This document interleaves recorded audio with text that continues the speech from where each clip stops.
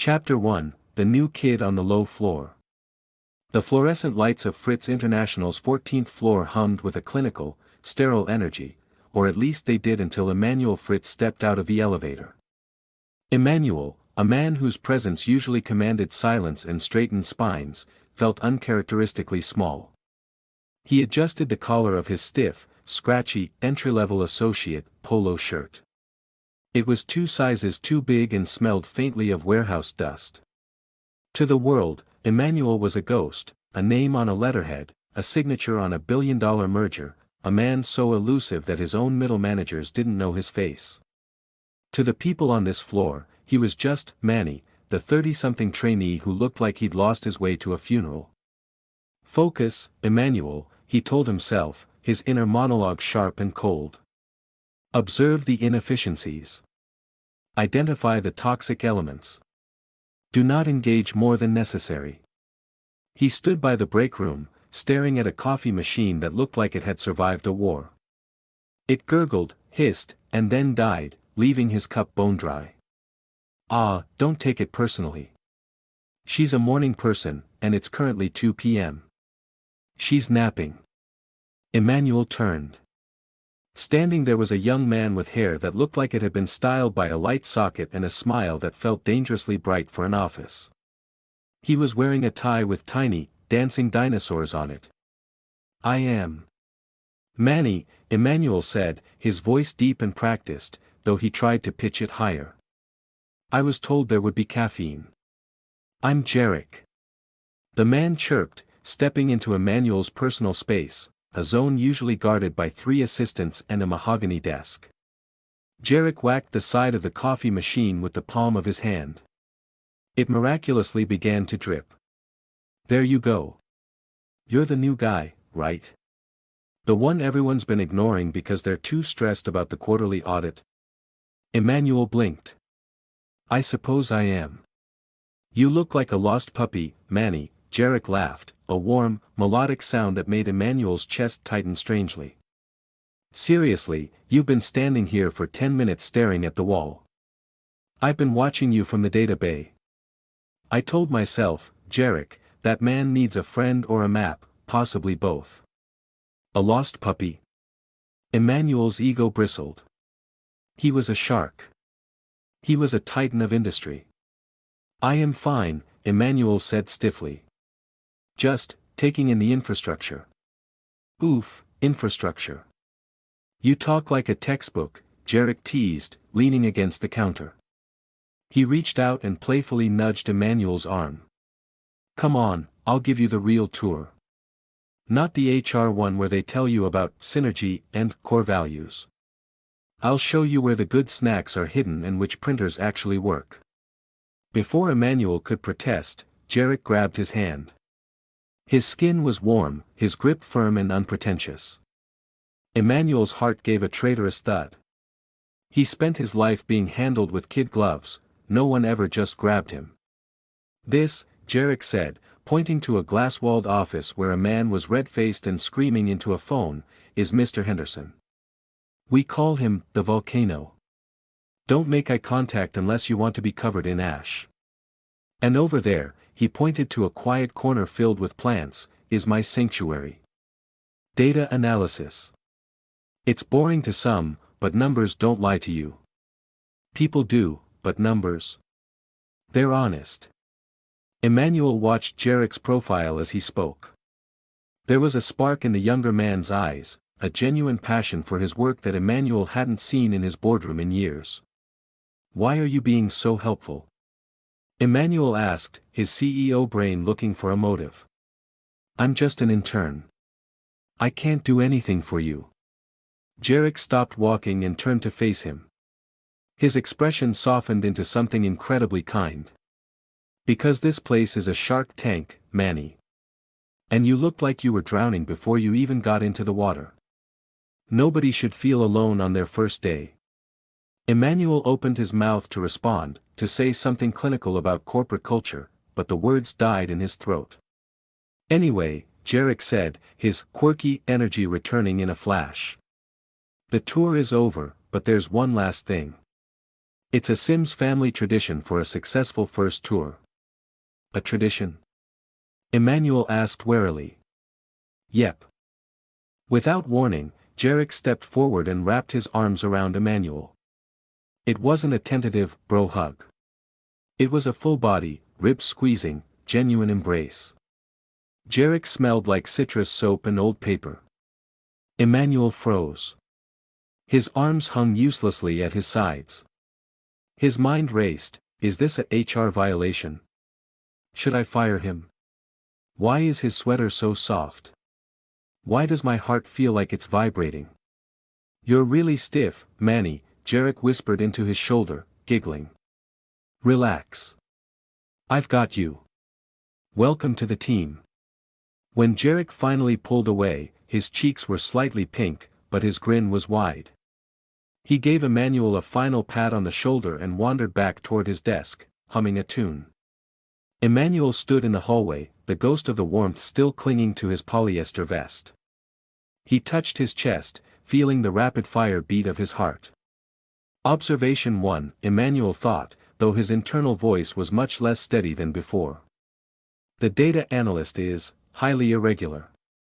And I might be in trouble. Chapter 2, Optimization and Oddities. By Tuesday, Emanuel's optimization mission had hit a significant snag. He couldn't stop looking at the back of Jeric Sims's head. The data analysis bay was a chaotic ecosystem. While Emanuel's penthouse office was a tomb of glass and silence, Jeric's desk was a riot of life. There were 3 different species of succulents in dinosaur planters, a stressometer made of cardboard, and enough sticky notes to paper a small room. Emanuel sat at his cramped temporary desk, pretending to input spreadsheets while his CEO brain analyzed the room. Inefficiency identified, Emanuel noted mentally. The workflow is interrupted by constant chatter. Just then, Jeric spun around in his squeaky swivel chair, holding a bag of colorful gummy bears. Manny. Quick. If you were a spreadsheet formula, which one would you be? Emanuel blinked, his fingers hovering over the mechanical keyboard. I suppose I would be a VLOOKUP. Direct, efficient, and finds exactly what is required. Jeric pulled a face, popping a green gummy bear into his mouth. Boring. You're definitely an if statement. Like, if I smile, will the world end? Then no, so I'll stay grumpy. You're a mystery, Manny. Here, have a bear. It's a reward for not quit-tailing yesterday. Jeric leaned over, dropping a red gummy onto Emanuel's pristine mousepad. Emanuel stared at it as if it were an unidentified biological specimen. I am not grumpy, Emanuel defended himself, his voice dropping into that authoritative baritone that usually made VPs tremble. I am focused. You're adorable when you're focused, Jeric mimicked, using air quotes. But look, you're doing it wrong. That data entry you're doing. You're sorting it by date. If you sort it by urgency code first, you'll finish an hour early and we can go to the break room to see the drama. Drama? Emanuel's ears perked up. This was what he was here for, the raw, unfiltered truth of his company. Yeah. The marketing leads are having a synergy meeting, which is code for yelling at the interns because the coffee wasn't hot enough. It's a spectator sport. As the afternoon progressed, Emanuel watched as Jeric worked. It was mesmerizing. Jeric didn't just analyze data, he danced with it. He would hum little tunes, tap his feet, and every time he solved a complex string of errors, he would let out a tiny, triumphant ha. But then, the atmosphere shifted. A senior manager, a man named Henderson whom Emanuel vaguely remembered promoting 6 months ago, marched into the bay. He slammed a folder onto Jeric's desk, narrowly missing a succulent. Sims. This report is garbage. I told you I wanted the projections by noon. Jeric's bright posture wilted, just a fraction. Mr. Henderson, the server was down for maintenance this morning. I sent a memo. I don't care about memos. I care about results. You're a data monkey, so start acting like one. And tell your new, intern, friend to stop staring at me. It's creepy. Henderson cast a disgusted look at Emanuel, who was currently burning a hole through the manager's head with a gaze that had ended careers. After Henderson stomped away, the bay was silent. Emanuel felt a cold, sharp rage vibrating in his limbs. He reached for his phone to text his secretary to have Henderson's access badge revoked immediately, then he remembered. He was Manny. He had no power here. He looked over at Jeric. The younger man wasn't crying, but the light in his eyes had dimmed. He was staring at the folder, his lower lip tucked under his teeth. Emanuel stood up. His legs felt heavy. He walked over to Jeric's desk, his shadow falling over the dinosaur planters. He didn't know how to comfort people. He didn't have a formula for empathy. "Jeric," he said softly. Jeric looked up, trying to force a smile that didn't reach his eyes. "Hey, Manny. Sorry you had to see that. Guess the volcano erupted early today, huh?" Emanuel didn't say anything. Instead, he did the only thing he had seen work in this chaotic environment. He reached out and awkwardly patted Jeric's head. Jeric froze, then let out a shaky laugh. "That's not quite how you do it, Manny. You're supposed to use your arms." Before Emanuel could retreat, Jeric stood up and lunged into his space. He wrapped his arms around Emanuel's waist, burying his face in the scratchy polyester of the intern polo. "I really needed that," Jeric mumbled against his chest. "You're like a big, sturdy rock, Manny. A very grumpy, very quiet rock." Emanuel's hands hovered in the air for a second before he tentatively lowered them, resting one on Jeric's back. The heat from Jeric's body seeped through the cheap fabric. For a moment, the ghost CEO disappeared. There was no Fritz International, no stock prices, no optimization mission. There was just a man who felt a strange, terrifying urge to protect the person holding him. Observation 2, Emanuel thought, his chin resting unintentionally on top of Jeric's messy hair. The employee's well-being is directly tied to the CEO's presence. And I think I hate Henderson. Chapter 3, Cracks in the Facade. By the start of the second week, Emanuel Fritz, the man who once settled a multi-million-dollar lawsuit over a lunch of plain sashimi, found himself standing in a local bakery line at 7 a.m. He was staring intensely at a tray of sunbeam muffins, topped with extra sprinkles. "This is a tactical bribe," he told himself, though his inner monologue sounded increasingly unconvincing. "If Jeric is well-nourished, his data output increases. It is a simple matter of resource management." When he arrived at the office, he bypassed his own trainee desk and headed straight for the data bay. He placed the muffin and a high-end artisanal coffee, hidden in a generic cardboard sleeve, on Jeric's desk.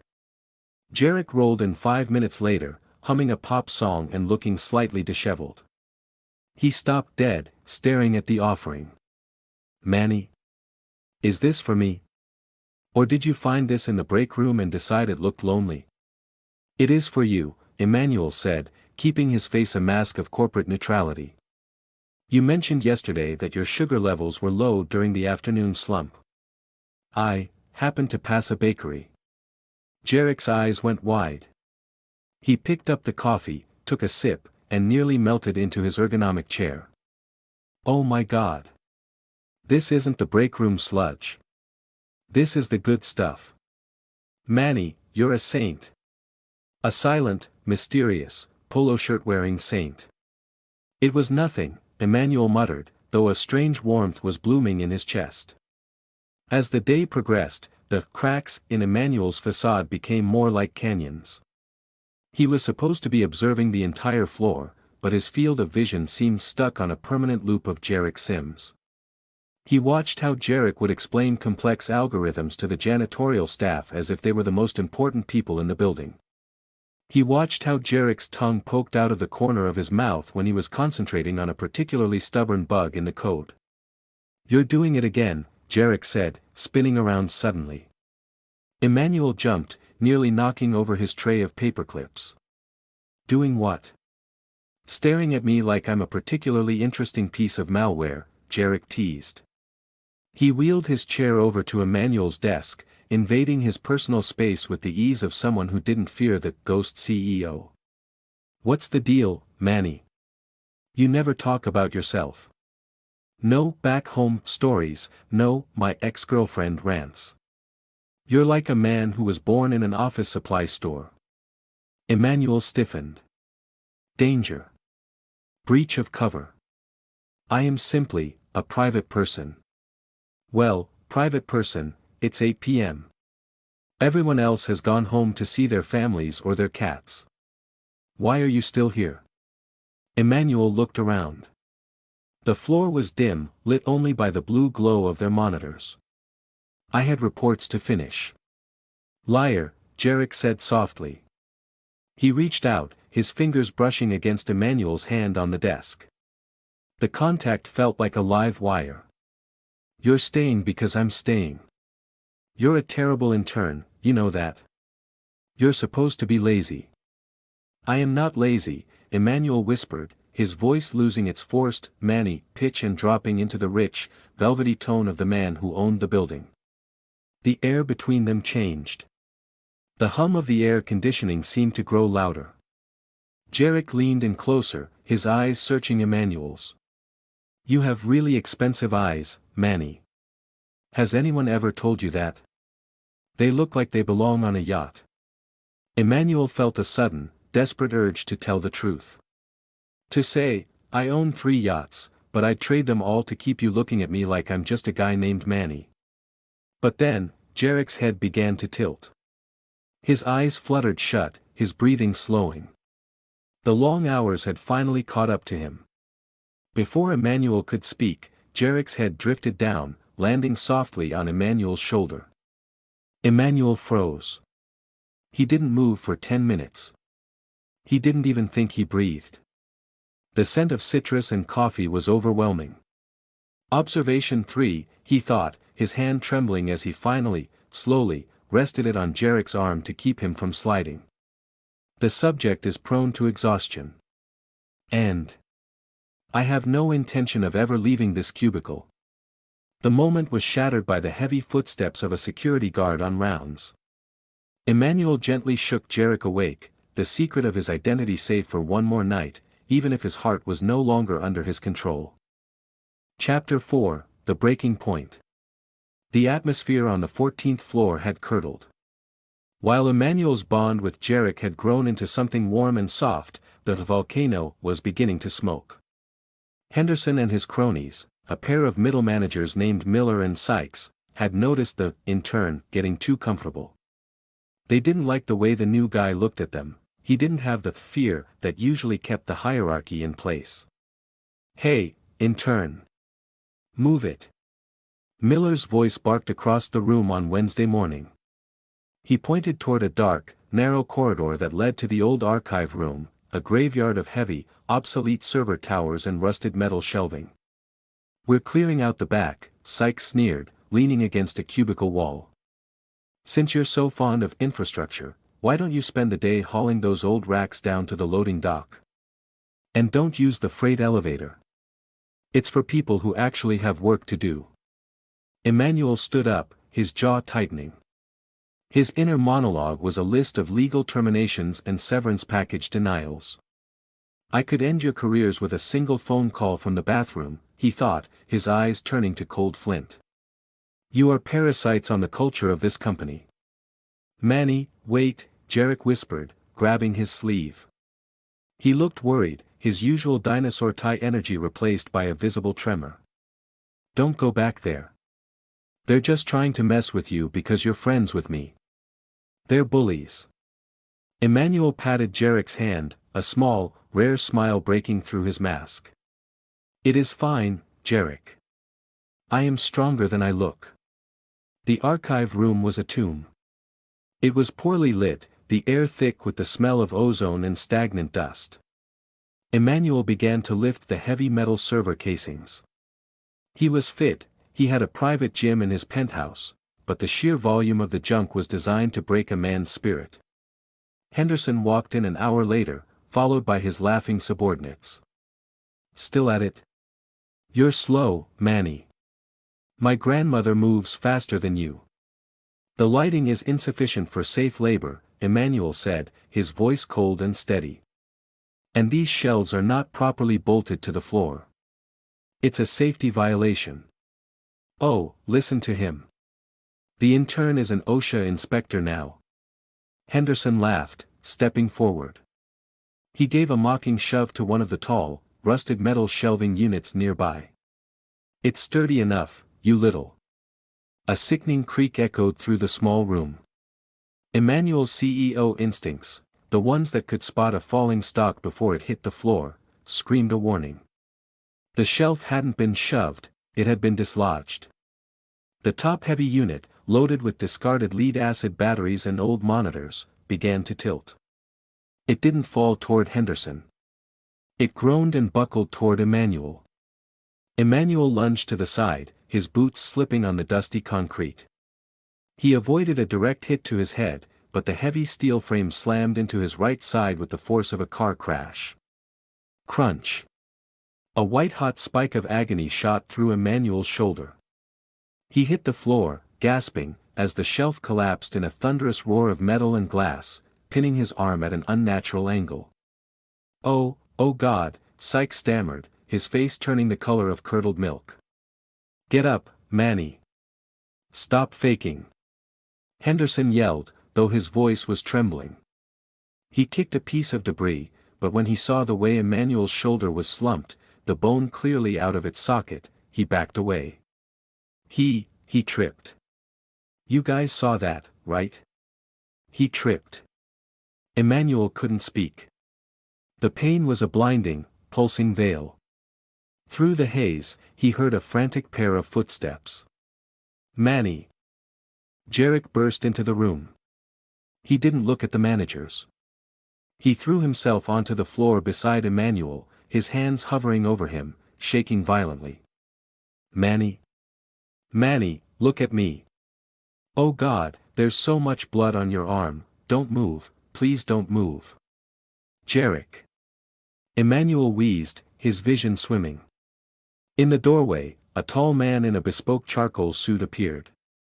It was Arthur, Emanuel's executive secretary, who had been watching the undercover feed from a hidden camera in Emanuel's button. Arthur's face was a mask of pure, homicidal fury. "Out of the way!" Arthur roared, shoving Henderson into the wall with a force that left the manager breathless. Arthur dropped to his knees on the other side of Emanuel. "Sir! Sir, can you hear me?" Arthur reached for his phone, his voice echoing with an authority that made the air in the room turn to ice. "This is Executive Code Red. I need an ambulance at Fritz International, floor 14, Archive Room B, immediately. The CEO has been incapacitated." The word CEO hit the room like a physical shockwave.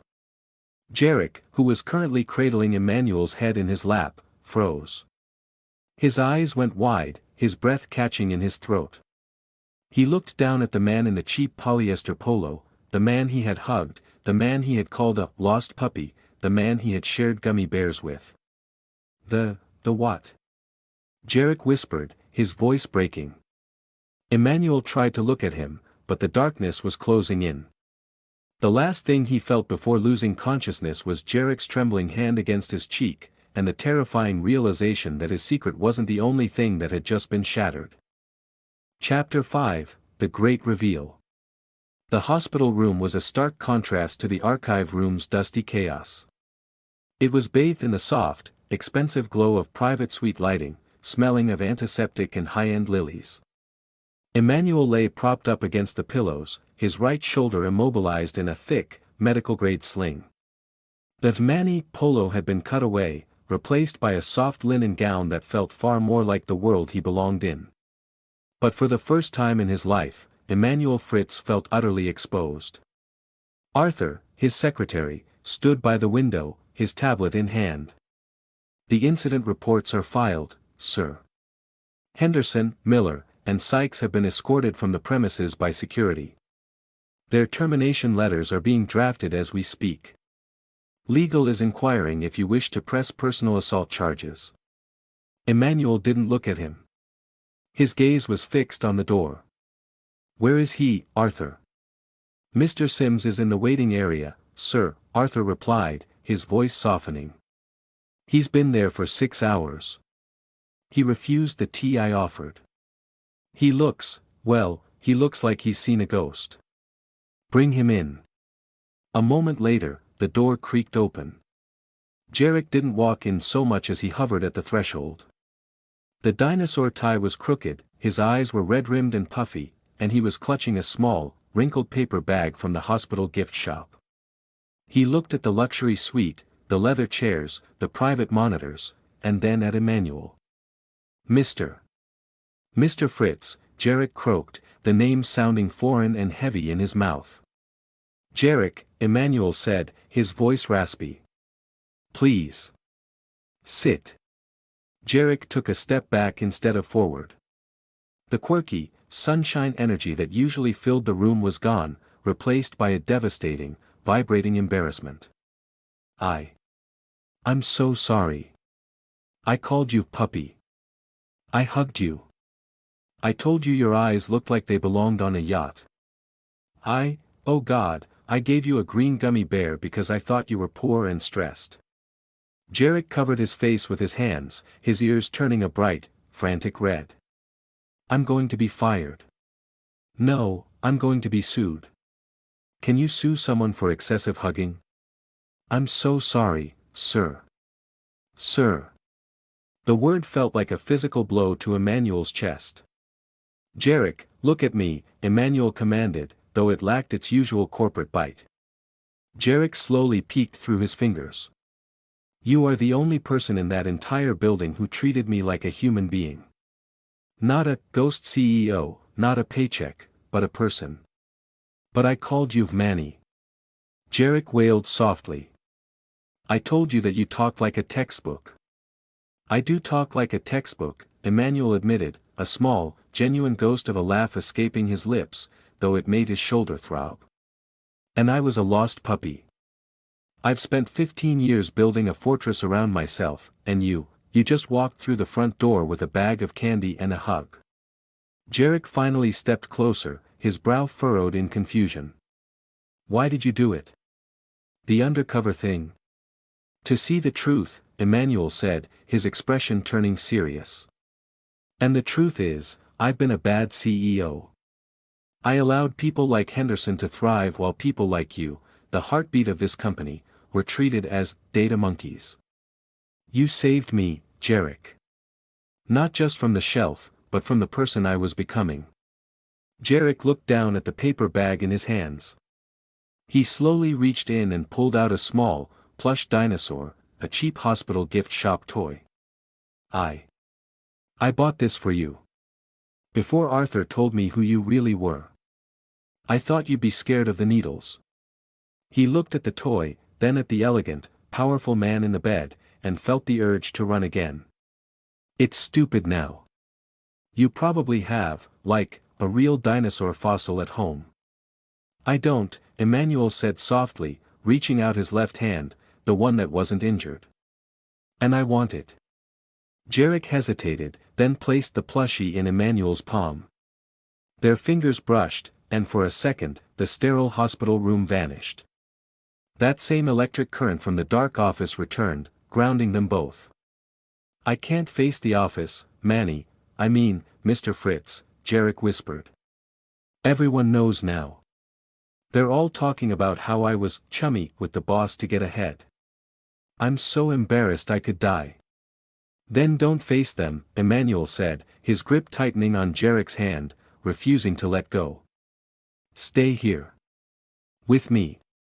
We have a lot of data to analyze, Jeric. Specifically, the data on why my heart rate spikes every time you walk into a room. Jeric's eyes went wide, his mouth falling open. Is that a CEO order? No, Emanuel said, pulling Jeric closer until the younger man was forced to sit on the edge of the bed. That's just a request from a guy named Manny. Chapter 6, The Ghosting and the Gavel. The following Monday, the 14th floor of Fritz International felt like a graveyard that had been struck by lightning. The silence was brittle. Everyone stood at their desks, fingers hovering over keys, eyes darting toward the executive elevator. The rumors had reached a fever pitch. The intern was the CEO. The CEO was nearly killed. Jeric Sims is either getting a promotion or a restraining order. The elevator doors slid open with a sharp, melodic ding. Emanuel Fritz stepped out. Gone was the ill-fitting Manny polo. He wore a bespoke, midnight blue three-piece suit that cost more than a mid-range sedan. His right arm was tucked into a sleek, black silk sling that somehow made him look even more intimidating. Behind him marched Arthur and a team of 3 stern-faced internal auditors. Emanuel didn't head for the penthouse. He marched straight to the data bay. I am not Manny today, Emanuel thought, his gaze sweeping the room like a searchlight. Today, I am the man who protects what is mine. He stopped at Jeric's desk. Jeric was hunched over his monitor, his hood pulled up, trying to vibrate into another dimension.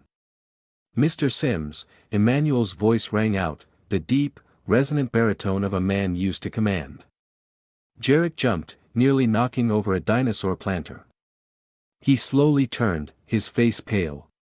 Why yes, Mr. Fritz. My office. Now.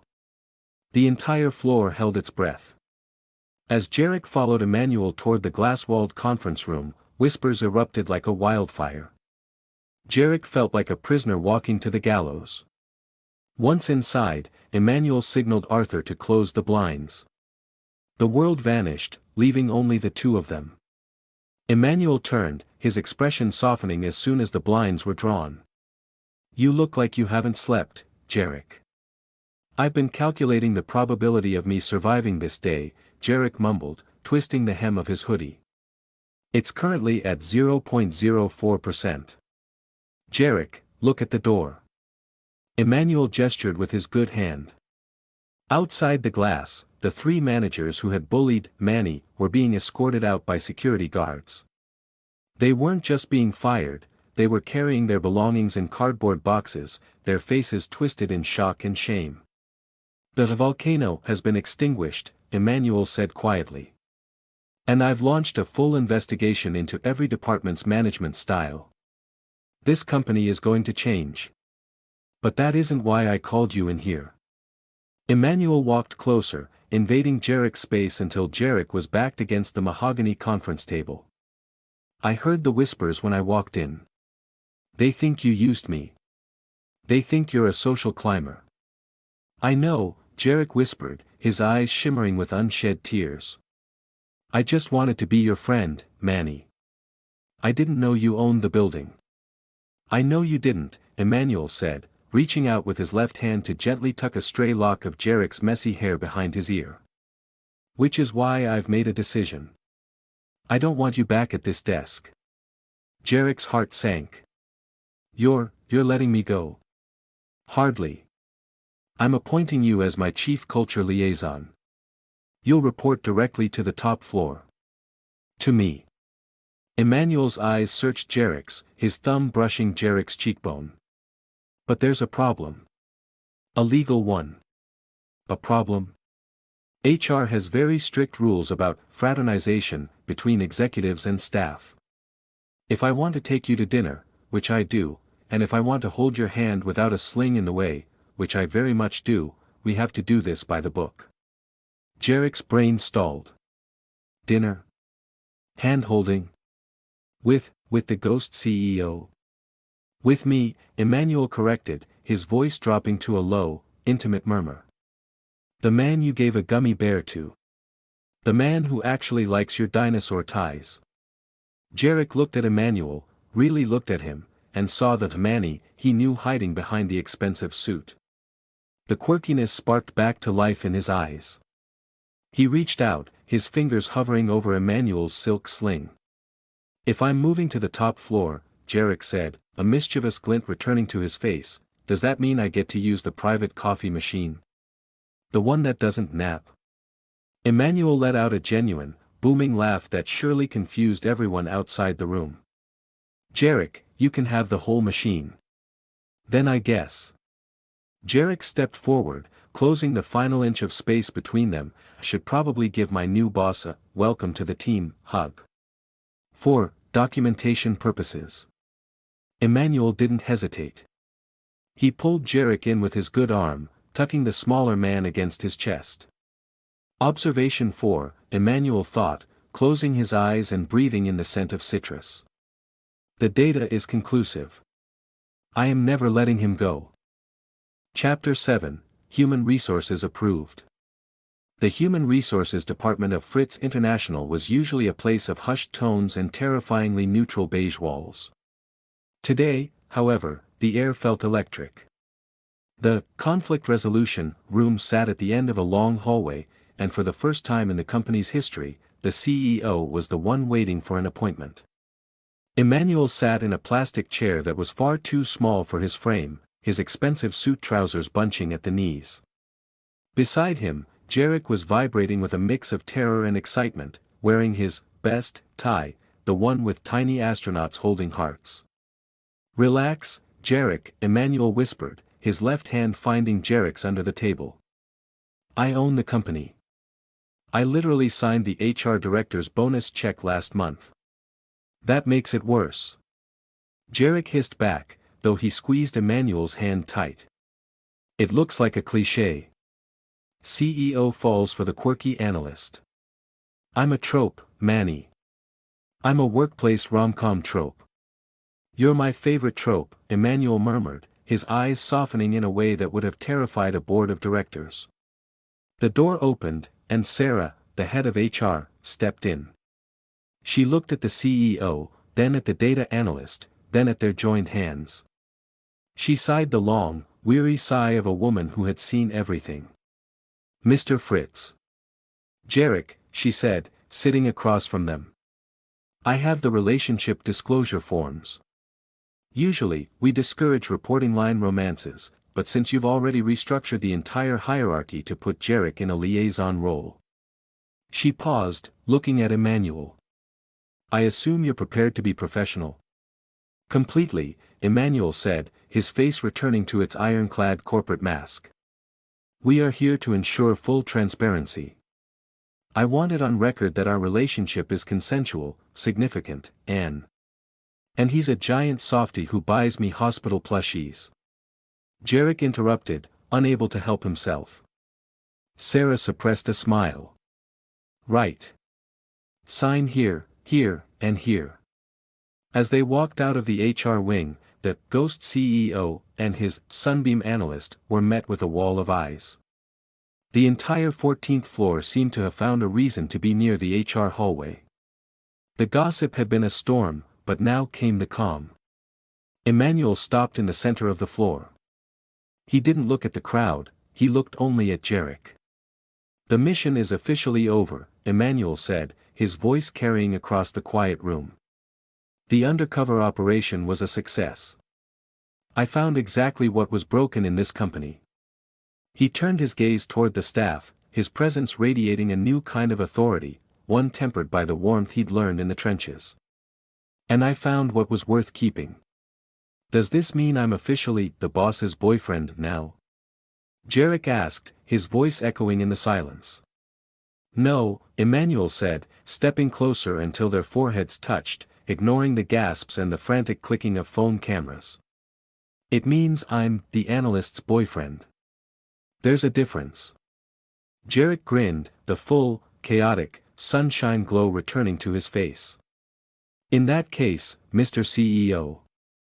I think your relationship approval requires a final stamp of authenticity. Before Emanuel could ask what he meant, Jeric lunged. It wasn't a hug this time. He grabbed Emanuel by the lapels of his midnight blue suit and pulled him down into a kiss. It was messy, it was public, and it was entirely unprofessional. Emanuel's eyes fluttered shut, his good hand coming up to cup Jeric's jaw, deepening the kiss until the office around them dissolved into a blur of sound and light. When they finally pulled apart, the office erupted, not in whispers, but in genuine cheers. The culture had shifted. The fortress had fallen. So, Jeric breathed, adjusted his astronaut tie. Where are we going for our first, approved lunch? Emanuel smiled, a real, dazzling smile that reached his eyes. Anywhere you want. As long as they don't serve gummy bears. I think I've had my fill of those for a lifetime. Liar, Jeric laughed, dragging the CEO toward the elevator. I saw a bag of them in your desk drawer this morning. Emanuel didn't deny it. He just followed the man who had optimized his heart, leaving the ghost CEO behind forever and stepping into a future that was vivid, chaotic, and perfectly quirky.